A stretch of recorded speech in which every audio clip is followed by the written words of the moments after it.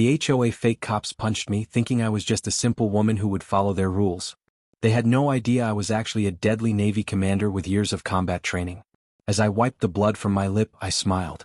These fools had just started a war they weren't equipped to win. Before you watch the complete story, comment down from which country are you watching. Don't forget to subscribe. I bought the house 6 months ago after retiring from 20 years in the Navy. My plan was simple: grow a garden, read books on my porch, and finally sleep without one eye open. The little blue house with white shutters sat at the end of Maple Street in the prestigious Oak Ridge Estates. The real estate agent mentioned something about an HOA, but I was too busy imagining peaceful mornings to care. The peace lasted exactly 3 weeks. It started with a letter about my mailbox being 2 inches too tall. Then came warnings about my garden having non-approved plants. When I put up a small American flag, they sent a 3-page notice about unauthorized patriotic displays. I followed their stupid rules at first, trimmed my roses back, replaced the mailbox, even took down my flag, though that one hurt. After 20 years serving under that flag, having to hide it felt wrong. Then came Helen Carter, HOA president, with her clipboard and fake smile. "Your grass is a 1/4 inch too high," she said one morning, standing at my fence like she owned my property. "And that garden gnome violates Section 8, Paragraph 12 of our community standards." "The gnome stays," I said, continuing to water my tomatoes. Helen's smile tightened. "We have rules for a reason. Either comply or face consequences." I turned the hose off and faced her. "What consequences exactly?" "Fines. Liens on your property. And our enforcement team will ensure compliance." I laughed. "Enforcement team? You mean rent-a-cops?" Her eyes narrowed. "They're highly trained security professionals. This isn't a game, Ms. Mitchell." I shrugged and went back to my garden. That night, I found my gnome smashed on my doorstep with a fresh violation notice taped to its broken head. They had no idea who they were dealing with. As Commander Eleanor Mitchell, I'd led a special tactics unit in the Navy. My team handled the missions no one talked about: extracting hostages, neutralizing threats, gathering intelligence in places Americans weren't supposed to be. I didn't become a commander by backing down from bullies.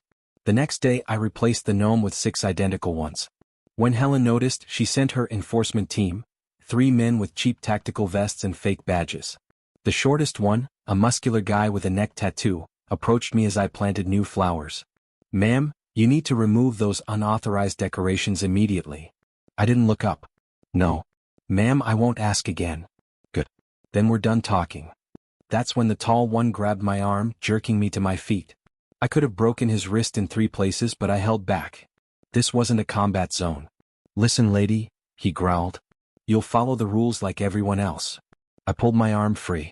"Touch me again and you'll regret it." The short one laughed. "What are you going to do? Call the police? We are the authority here." "Your neighborhood rent-a-cops with inflated egos," I said. "Now get off my property." That's when it happened. The short one stepped forward and threw a punch that connected with my jaw. Not a warning slap, a closed fist punch meant to hurt and intimidate. Time slowed as training kicked in. I could have blocked it, could have countered. Instead, I let it land, tasting blood as my lips split. The tall one looked shocked. "Mike, what the hell?" But Mike just smirked. "See? Not so tough now." I straightened up, wiped the blood with my thumb, and smiled. The smile that my team called the death grin. The one I wore before ordering an operation that left no survivors. "You just made a career-ending mistake," I said quietly. "What, you gonna sue?" Mike laughed. "Good luck. The HOA has better lawyers than you could ever afford." I stepped back. "Get off my property. You have 5 seconds." They left, laughing among themselves. I went inside, made an ice pack for my jaw, and sat down at my computer. 20 years in naval intelligence teaches you a few things about gathering information. By midnight, I had everything I needed. Mike Thompson, dishonorable discharge from the Army for assaulting a fellow soldier. 2 domestic violence complaints that mysteriously disappeared. Currently on probation for assault. The tall one, James Peterson, fired from the local police academy for failing psych evaluations. 3 DUIs expunged from his record. The third man, Eric Daniels, former mall security, fired for excessive force against a teenage shoplifter. Helen Carter herself had 6 lawsuits against her from previous neighborhoods. All settled quietly with non-disclosure agreements. The HOA wasn't just annoying, it was corrupt. Their bank records showed thousands in missing funds, excessive administrative fees, and personal expenses charged to the community account. This wasn't about garden gnomes. This was about power and money. The next morning, I made calls to old friends who owed me favors, a JAG lawyer, a FBI agent who'd been on a joint task force with me, and a reporter who'd embedded with my unit during a classified operation I'd saved her from. Then I waited for Helen's next move. It came at the weekly community meeting. I sat quietly in the back as Helen stood at the podium listing my violations. Furthermore, she said, glaring at me, Ms. Mitchell physically threatened our security team when they attempted to address her violations. The crowd murmured, looking my way. I stood slowly. That's interesting, Helen. Because I have photographs of the security team trespassing on my property, and medical documentation of the assault one of them committed against me. Assault? Helen laughed. Don't be dramatic. I projected the photos onto the wall screen, clear images from my security cameras showing Mike punching me in the face. The room went silent. Your security team consists of a dishonorably discharged soldier, a failed police cadet, and a fired mall cop, all with violent histories. And you sent them to intimidate a woman living alone. Helen's face went white. You're twisting facts. And here, I continued, changing slides, are bank records showing $246,000 in unexplained withdrawals from the HOA account over the past 3 years. All approved by you, Helen? People started whispering. One man stood up. Is this true? Helen tried to regain control. This woman is making false accusations. She's bitter about being fined. Not false, I said calmly.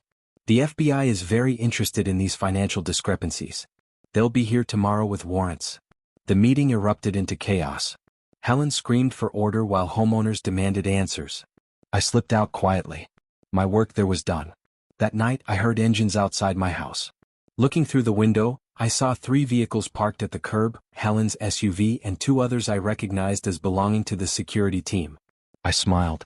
They were predictable. Bullies always are. The security cameras picked them up approaching with baseball bats and what looked like pepper spray.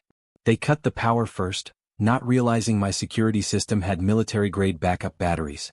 I waited in the dark, watching their heat signatures move around my house. Break-ins, vandalism, intimidation, classic tactics of desperate people. Mike tried the back door first, jimmying the lock. The door opened easily, because I'd unlocked it. He stepped into darkness, his buddies right behind him. Hello, boys, I said, flipping on my tactical flashlight. The beam caught them like frightened animals. What the? Mike started, raising the bat. I moved before he could finish.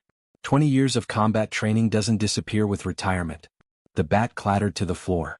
Mike followed it a second later, gasping and clutching his wrist.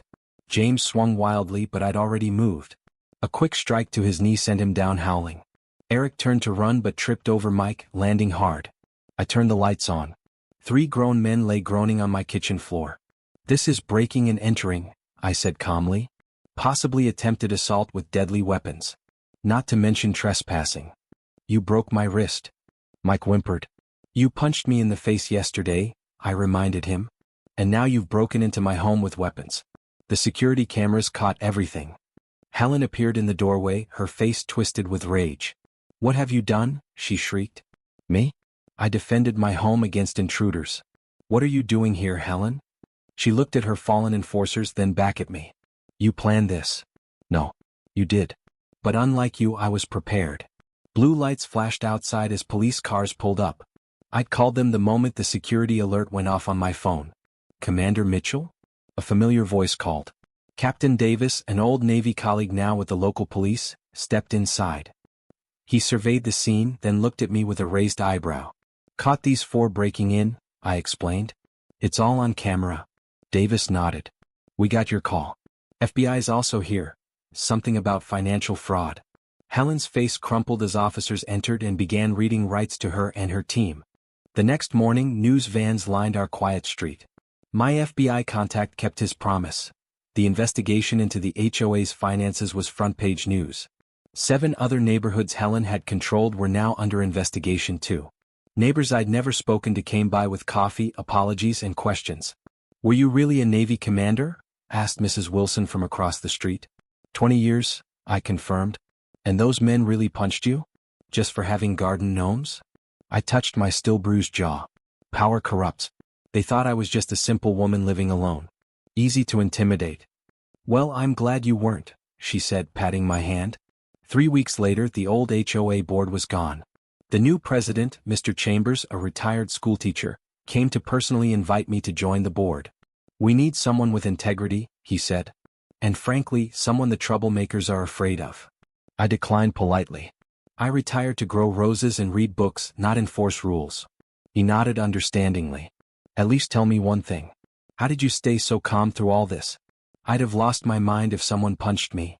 I looked out at my garden, where my gnomes stood proudly next to a newly installed American flag.